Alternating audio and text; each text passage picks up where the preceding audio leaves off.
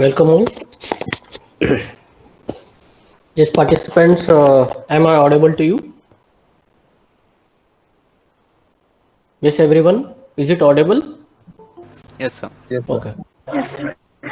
So, as per as today's topic has been concerned, it is introduction to unit number 4, where we will be discussing about linked list. Yesterday, we have some programs that were concerned with linked list, and this is actually very starting point of data structure. So when we see what are the use of linked list, we began some predefined data structure that was arrays, but we find some disadvantage of array scheme. That means we will revise that also.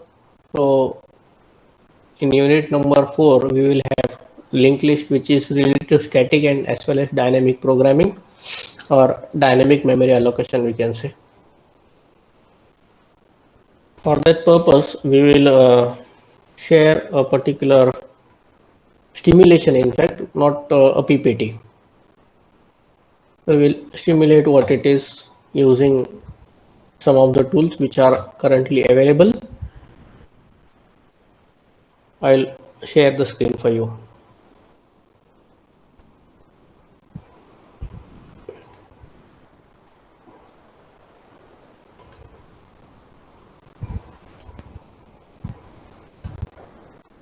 Yes, participants able to view the Excel sheet?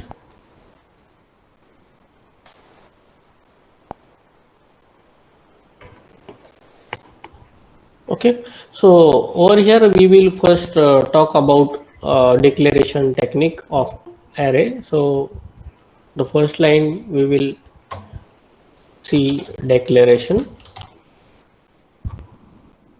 declare an array.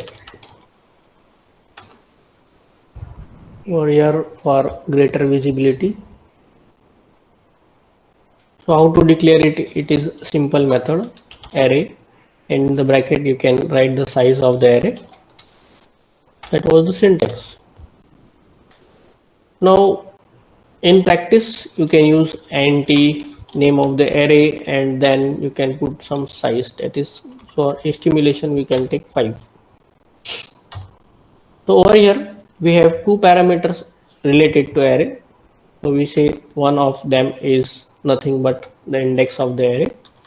So it always began with 1 0, and since it is 5, array size is 5, we will take it to n minus 1.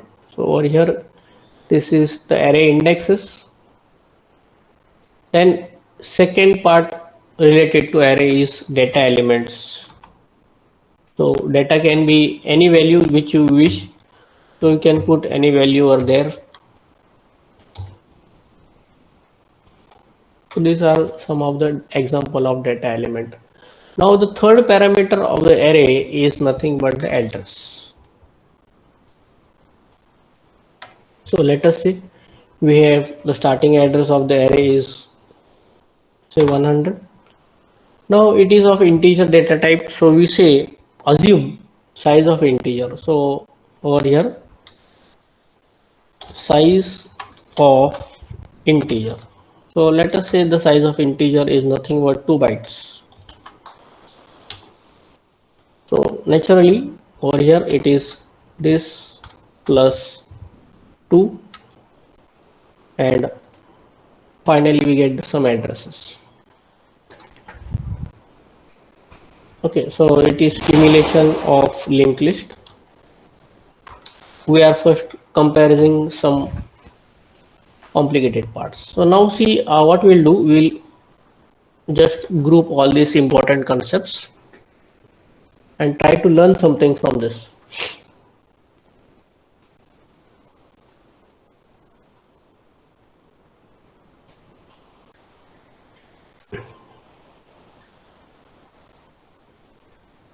So these were the data elements which is our interest. We reference the array in a particular sense. So we put array of 1, then we put array of 0 was the index, that is the starting index, and simply we call it in this way. So for greater visibility,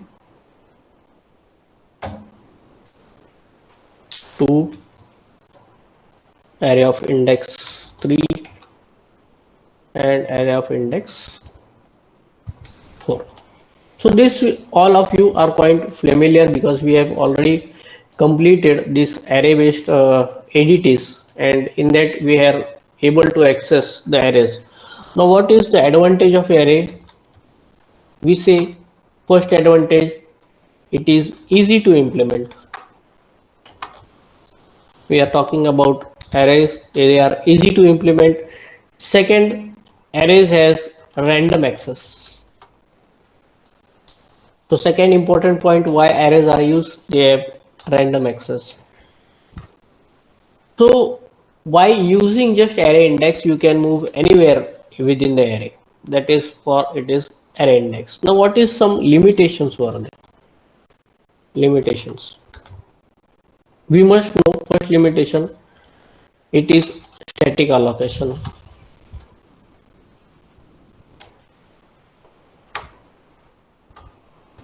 of memory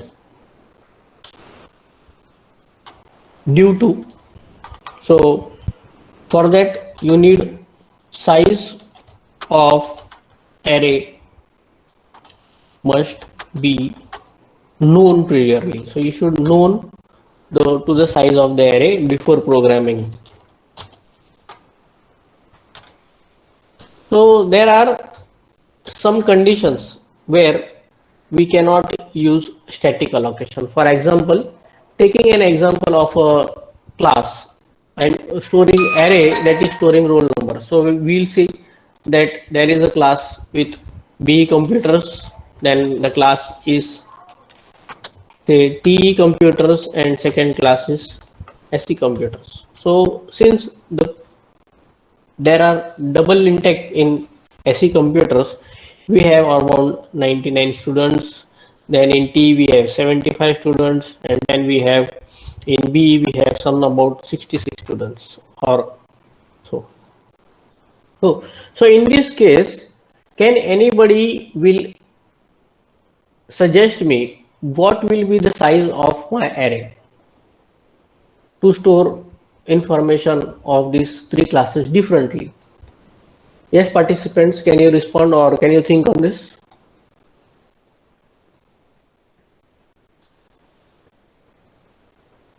So we have this initial data, and based on this initial data, we have to store only the roll numbers of a particular class. So we'll create an array for B. So what will the array size for B is 66. What will the array size of T? It is 75. What will the array class of SE? It will be 99. So there is variation. So if I make that class roll number is my name of the array and I store it over here, that I take about 100 students in them, or we can say it is a double intake, so I put it over here as maximum as 120 students. Okay, so what will happen that in B class there will be about 120 minus 66. So these many 54 cells or memory locations will be wastage. So there can be, we can say, empty cells. So we calculated the empty cell for B, then we calculate the empty cells for SE, and then we calculate, sorry, 120 minus 75, and then we calculate 120 minus 99. So there is wastage of or empty cells. So how much memory was wastage? So memory wastage is nothing but this 54 multiplied by 2, that is 108, and similarly we can see the total memory wastage is all of this. So about 240 bytes we have wastage of memory. So this is the disadvantage of static allocation. So if we allocate maximum, then that is we have the static allocation, then is wastage. Now what happened in SE class, due to the lateral entry in second year, direct second year, we have 10% student added from the diploma category. Okay, so instead of 120, we have 10% students which will be added from diploma category. So we'll calculate the 10%, that is 120 into 0.10 will require, that will be total 120 plus this 10%. So now my array size will be expected to be 132 and it will change. So in real life, we cannot use static allocation every time. We need some kind of dynamic allocation, and the answer for this is we have to use linked list. So yes, participants, first you understood what is the disadvantage of array? Yes, participants, able to understand?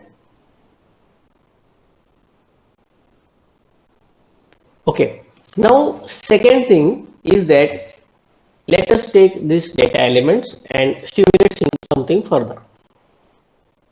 अभी मेरा data elements है. I am starting, we have this data elements and now we have to add additional information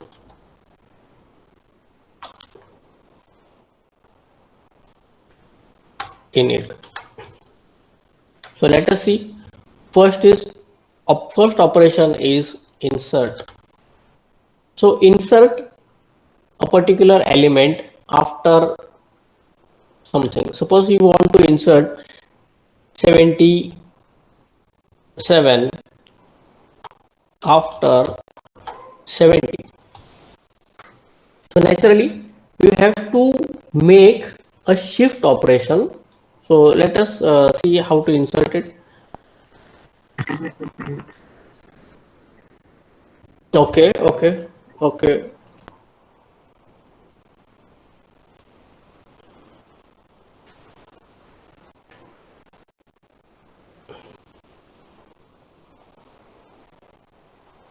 Okay. So as far as the array is concerned, we found one of the disadvantage of the array. There was a memory wastage, as we have taken the example of the class, and there was a memory wastage in static memory allocation. Now in dynamic memory allocation, we have to insert the 77 after 70. So how to be done that? We have to shift all the data elements after 35. So we have to just move these data elements one place to the right hand side and then we have to insert 77. So it is insertion operation in array is very difficult because we have to shift all the contents to the right hand side and it will take the cost of computation is more. That is one of the disadvantage of arrays. Now suppose second operation, let us we want to delete 77 now. What will happen? In delete operation, we can see what will happen over here. So after deleting the element, we have to shift the entire array till the tail towards its left hand side. So we need shifting operation. And therefore, the cost of shifting the data elements in the array from the tail to the deleted point is also having higher cost and it is difficult. So it goes insertion and deletion in array is difficult. So that was some of the basic concept, but still we can say the arrays have saved some memories. Now let us understand the concept of linked list. So we will have a new data structure that is linked list and what is the advantage of this. So first we'll study what are the parts of the linked list. The linked list is made of two parts. One is data, second is address, and indexing, no indexing. So this is the 3 point in the array. There was data element, address and indexing. But as far as linked list is concerned, we are not going to use any indexing. So what we are going to use? We are going to use the term. So term that we are going to use is node. So when we combine these two information,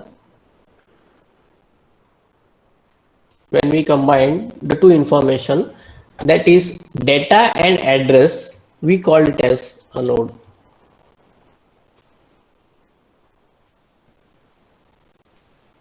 Everyone able to understand?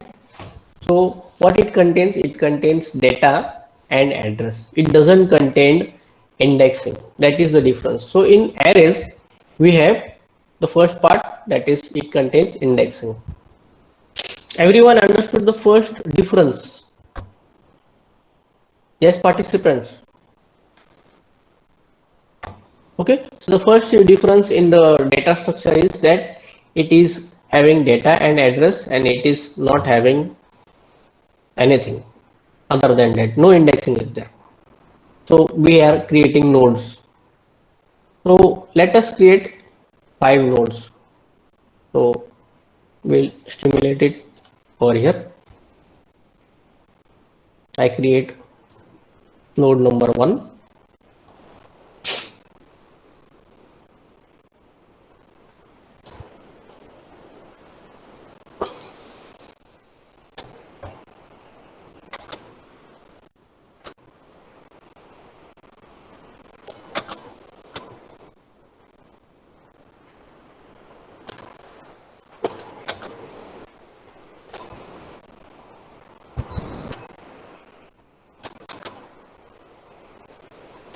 Okay, some differences we have created for understanding purpose. So we will also have the clear view of it.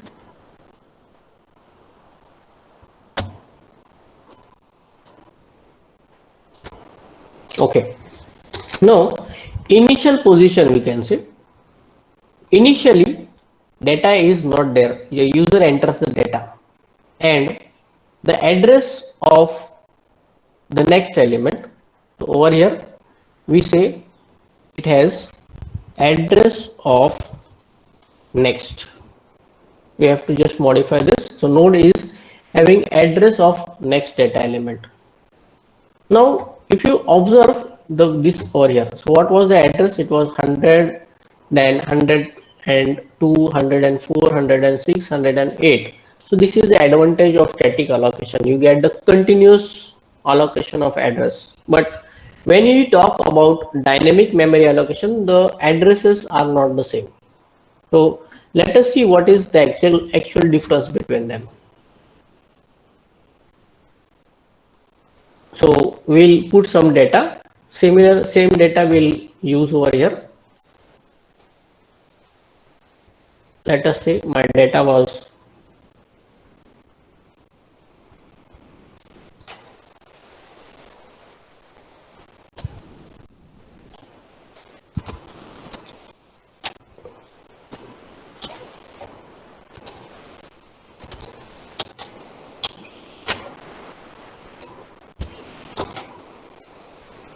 so we have filled the contents with the data. Now we are assuming the starting address is 100. But can you assume what will be the address of node 2? Yes, anyone?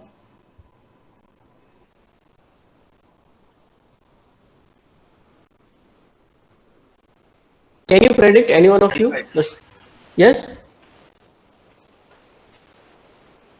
Yes, don't worry about it accuracy. Just speak whatever you think. 104. 104. Okay. But since when we say it is dynamic memory allocation, the address can be anything. So it can be 104 over here, or it can be taken 204 in the next node, or it can be taken 508, and it can be taken as 1000. So it can be dynamic. So when we say dynamic, the address is not predicted at the design time. It is allocated by the machine at runtime. So that is the difference between static allocation and dynamic allocation. The memory addresses are allocated as an available basis. So if it is not available, the system waits for the availability of the resources and it allocates whenever it is available. So that is happening in computation. So we are just taking about 5 nodes, but there are, when we are working with thousands of data or big data, this dynamic programming will take lots of memory. So now we are having 2 data. One is the integer data type was there, so naturally it will took 2 memory locations. So over here memory requirement, we are talking about memory requirements. So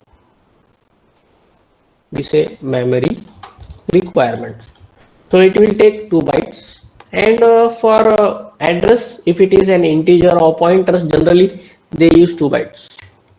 So as far as turbo Cs are concerned, pointers maybe of integer pointers are taking 2 bytes.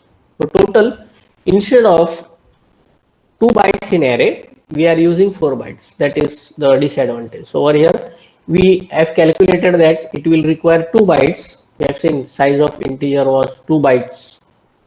Okay. So over here, when you use dynamic memory allocation, you have to store the addresses and it will be of 2 bytes. Now, how the next pointers are going to work? So over here, it is we are talking about address, and now the next pointers we are talking about address of next. So address of next, so which is a part of the data structure. This is an implicit, that means that is the original data, and this is the part which we are going to insert. Now after 50, node number 2 is which? Yes, participants.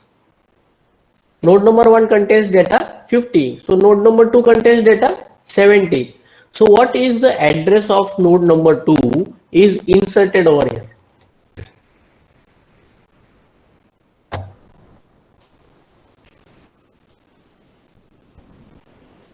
Everyone able to view the contents? Yes, participants. So Yes, sir. we have address of next data element or the node address of next, and therefore we tell this is a next pointer. Now we can, from this information, we have this is called a 100 is called the head node and it has the address 100. So which is next node to be visited? You get the answer is 104. So with this pointer information, you can navigate or you can move to the next data element, that is 104. So this pointer which I have currently drawn is nothing but it is called as the next pointer. So I'll just label it, add it, it is called as the next pointer. So it is very important concept. So we say that it is a next pointer. Everyone getting this?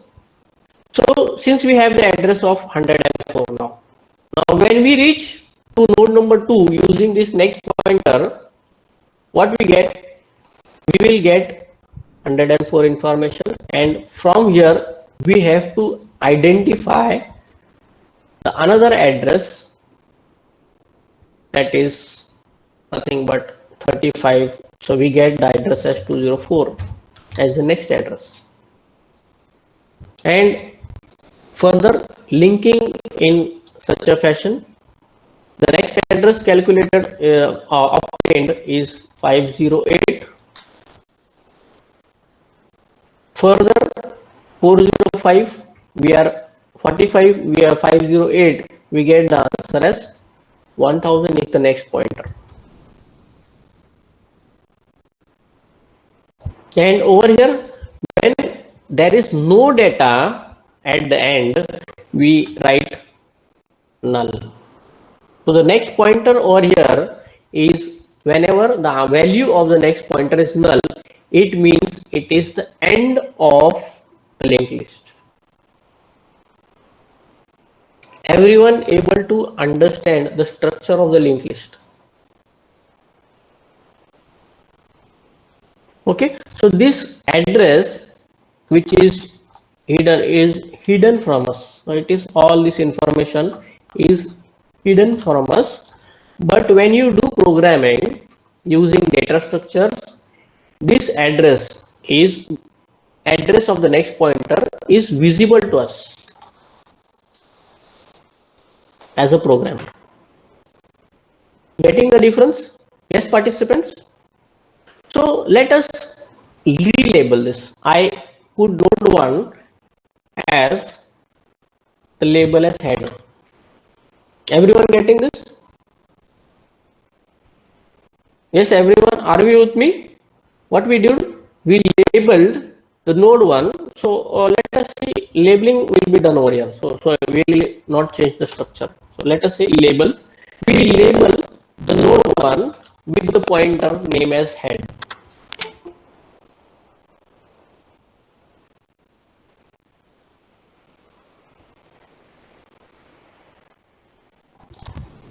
Okay, then when we issue the instruction that head is equal to head arrow next. So whenever we issue a particular instruction such as head is equal to head arrow next. So what will happen? It will take me to location node 2. So your head will be moving to this new location. Everyone getting this? Okay, so first head was at the position node 1, but when you issue the instruction that is head is equal to head arrow next, so head arrow next is 104, so it will reach to node 2 and new head will be at this new location. Similarly, if we move it further, we issue the instruction head is equal to head arrow next, then we will reach to node number 3 as the new head.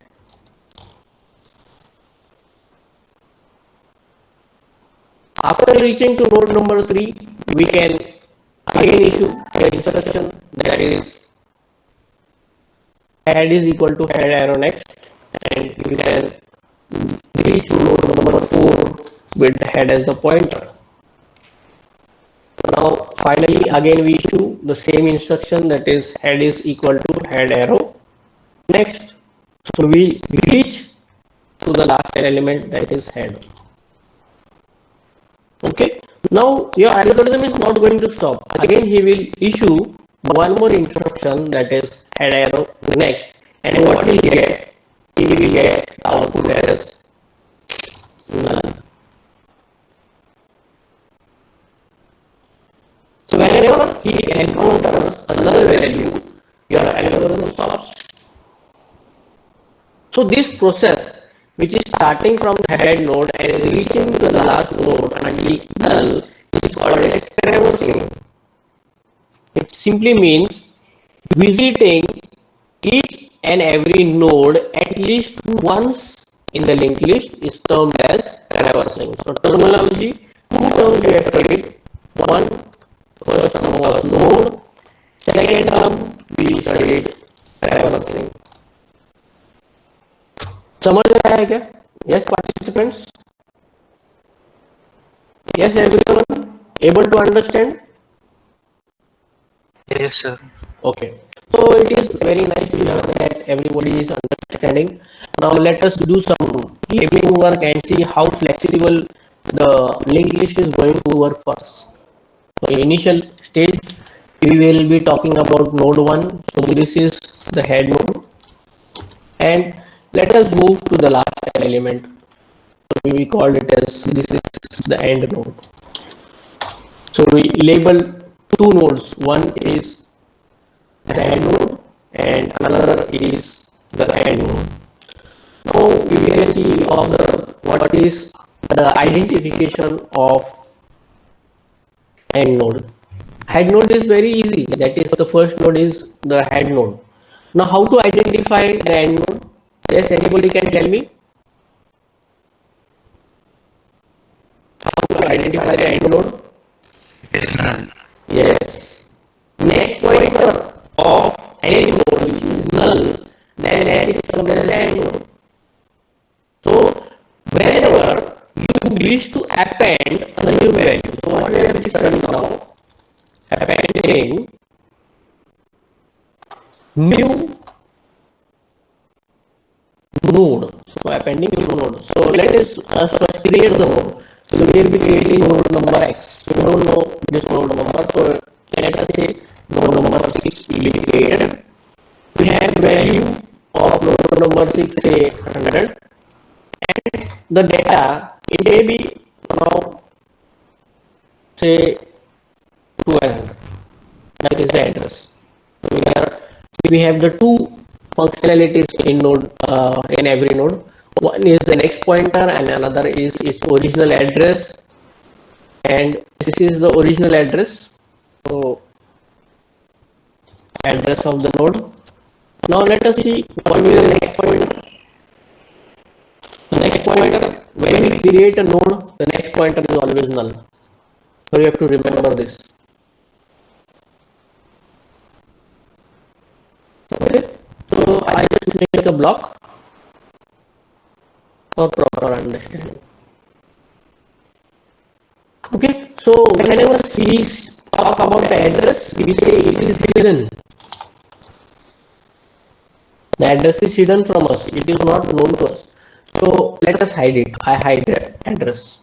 Okay, this is my new node, that is 6 to be inserted in the linked list. So how to do that is inserting positions. So what is the first position to insert?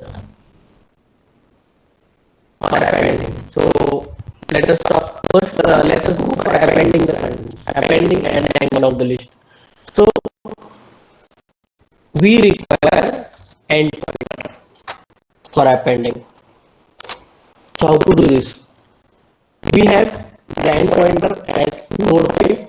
So we simply use a simple statement. I'll put the end pointers and arrow next. So the next pointer of end is equal to the address of node 6. Okay. So what will happen over here?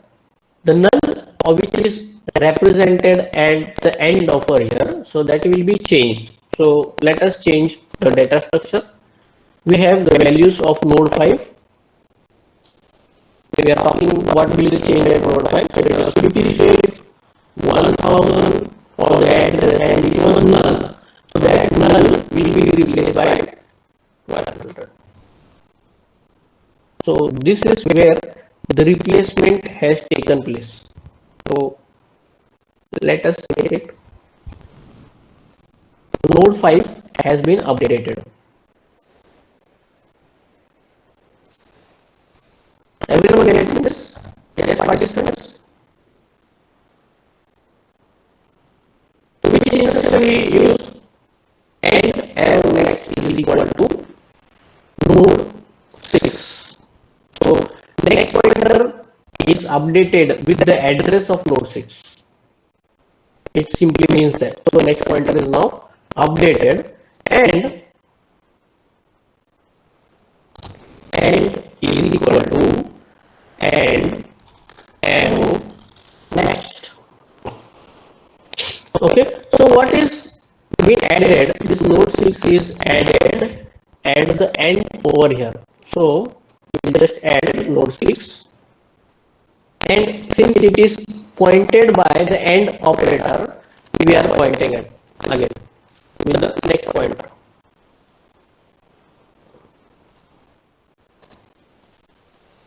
So the first instruction was adding the contents of node 6, appending the contents of node 6 to the end node, and we have maintained the structure.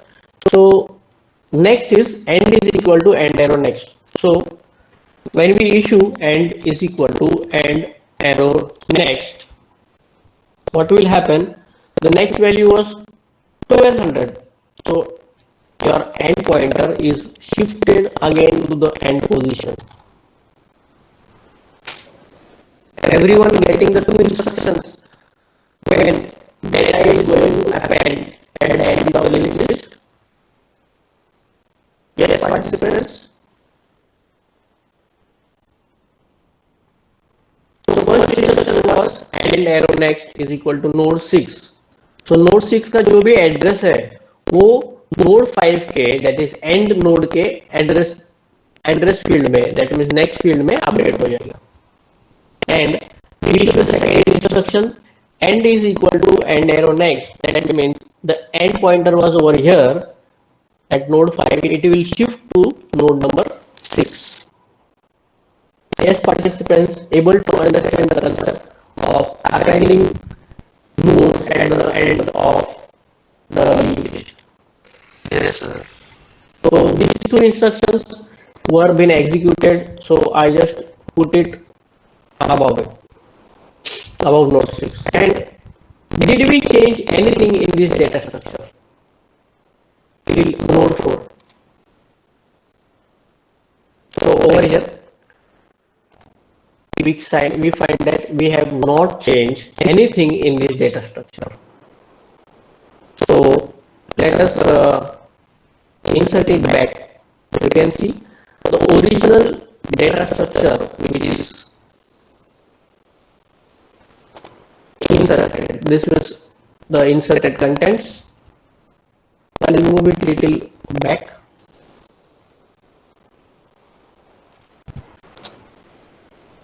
And we'll put the information over here. You can see up till node number 5 there were no changes. So the original contents of the data structure are not going to be changed. Sorry, it is over here.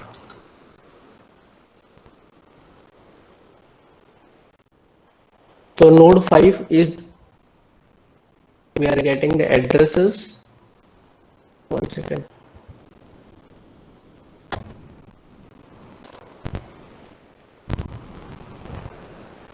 Okay. So this is as far as node 5 is concerned. And when it is updated with the node number 6 is inserted, we get the following output. So the addresses are over here, and finally we will have the new addresses updated in the linked list. So here it is completed. So instead of null, it will be replaced with 2 elements. That will be changed. You can draw the diagram of insertion or updating an element at the end of the linked list.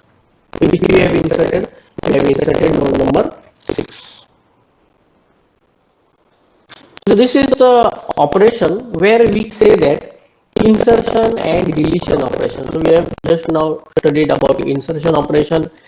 We have 3 phases where we can insert. So first phase, we found that we can insert the data at the end of the list, which is very easy.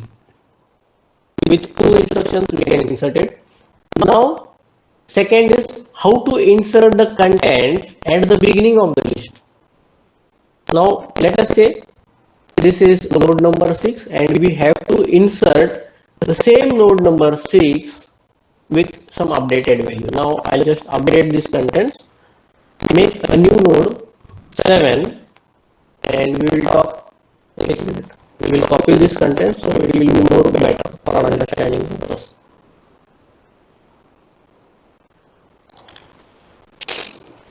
We have already added node number 6. Now let us see a new node to be added. That is node number 7.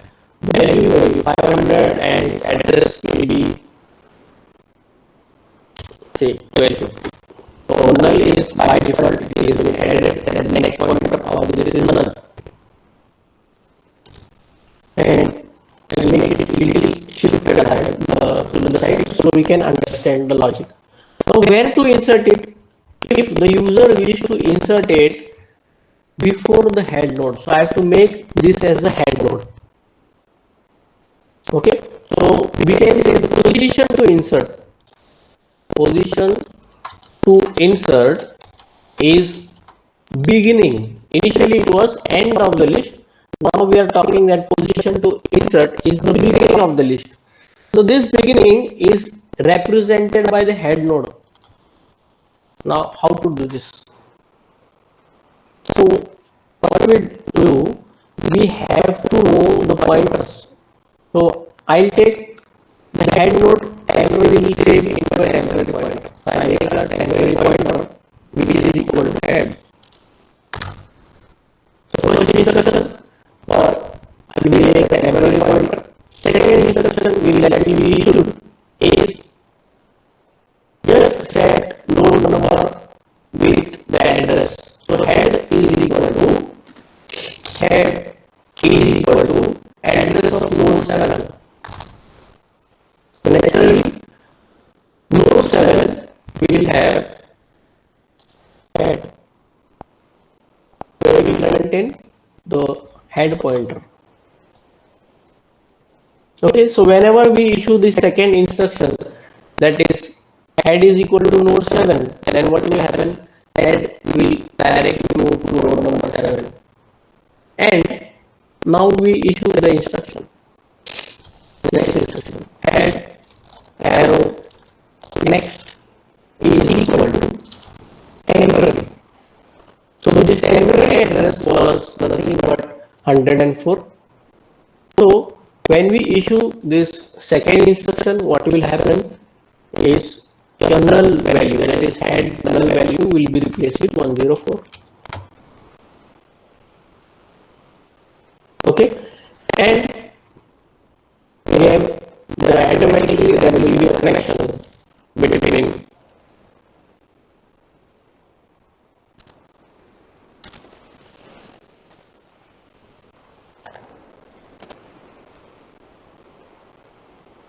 the linkage, that is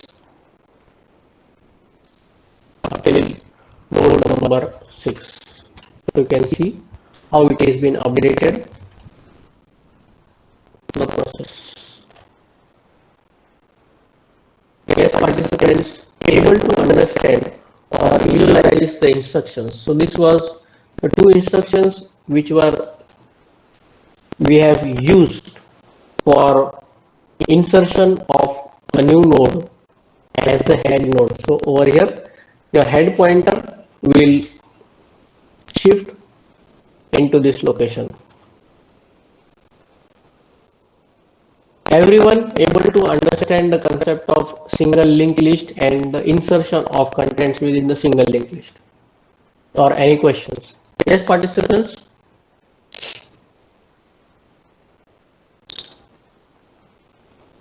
Any questions you have? Or you understood?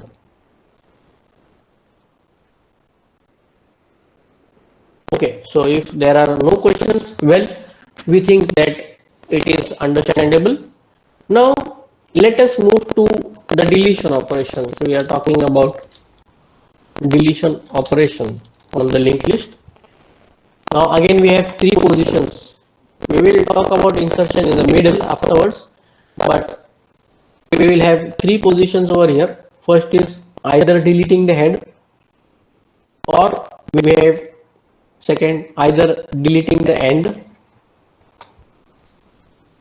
okay, or we have to delete any intermediate node.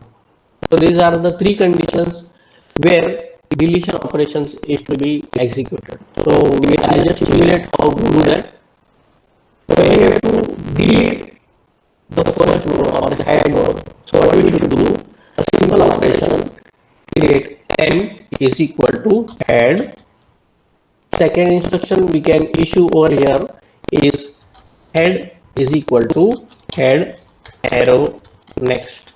So when we issue this head is equal to head arrow next, your head pointer will shift from this location to another location, new location, that is node 1. Yes, participants, understood the first operation over here? So the temp will be is equal to head initially. So temp will be pointing to node number 7, and when we issue head is equal to head arrow next, head will move to the next node. Okay, then simply issue one simple statement, that is delete temp. So when you delete this temporary node over here, then a new list that is formed is over here alike. And in the structure, we have deleted temporary node will not effect of shifting of entire sublist tail to the left hand side. That was in arrays. So in arrays, we have seen that whenever we use that insertion operation, there was shifting. Whenever you use deletion operation, it was shifted to the left hand side entire tail. This was avoided in linked list. Yes, participants able to understand the concept of linked list.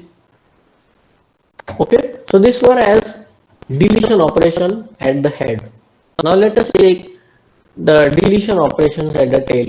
So we'll take another operation, that is deletion operation at the tail or end, we can say. So we have to delete it over here. Now let us come to the right hand side, how this is possible to delete. So let us use the concept of traversing. So we have used the concept of traversing over here. See this traversing.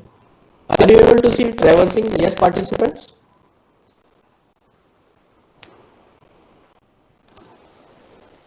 Okay. So what does the traversing do? It checks which node is the head node and which is the previous node to the head. Okay. So when we say issue a particular instruction that find a node in traversing, so we use traversing operation, traversing, and when we say head arrow next is equal to end, if we check with the condition, which condition? Head arrow next is equal to end. So over here node 5. So when we issue this instruction at node number 5, we get true. That is, if head is node number 5 and head arrow next is end, so we'll get true. And then we just set what we said, node. Again, we require some temporary variable, so I will put temp is equal to node 5. Generally, it is in deletion operation of tail, we don't require this, but for easier understanding, we take the temporary variable. Then we have to delete the endpoint, and is equal to temp. Okay, so I just make simple change. Instead of temp is equal to node 5, we make it and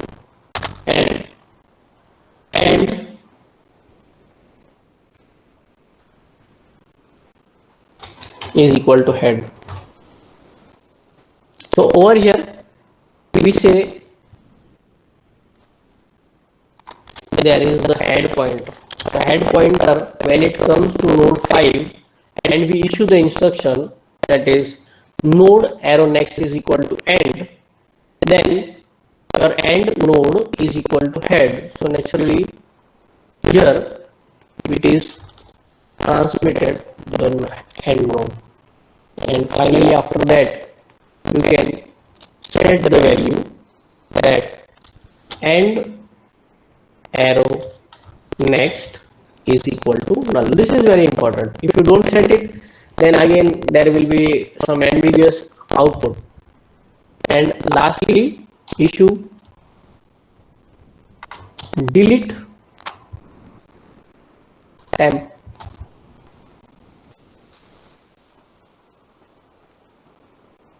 Yes, participants able to understand how to delete the last element or the end element in the linked list.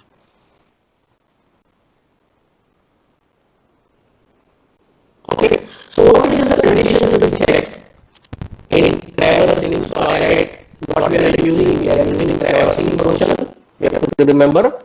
And what is the traversing function? It is say node arrow next is equal to end. So it is checked whether node arrow next is equal to end. So this is false over here. So it will move ahead and it will check over here again. Node arrow next is equal to end. No, false. It will move forward.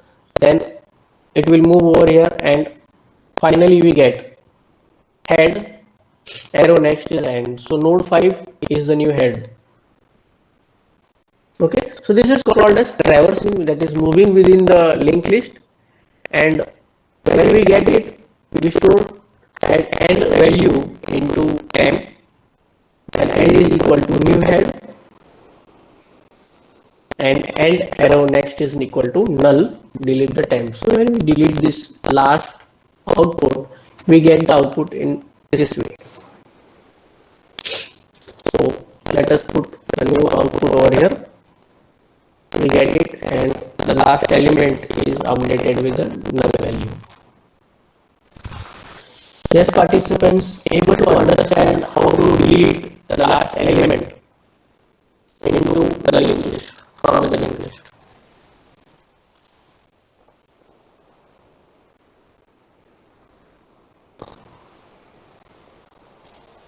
Okay, so as far as today's session is concerned, we discuss about various operations, basic operations on singular linked list. In the next lecture, we will be discussing about how to insert and delete intermediate elements from the linked list.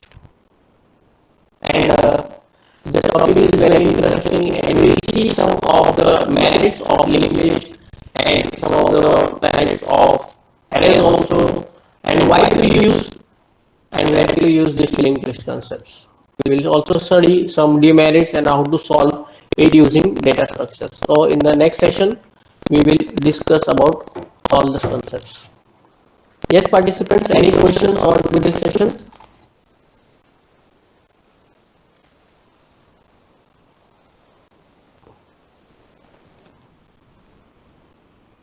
So over here, if you don't have question, we will just put the attendance code, which is C00223. You can give the attendance for today's session.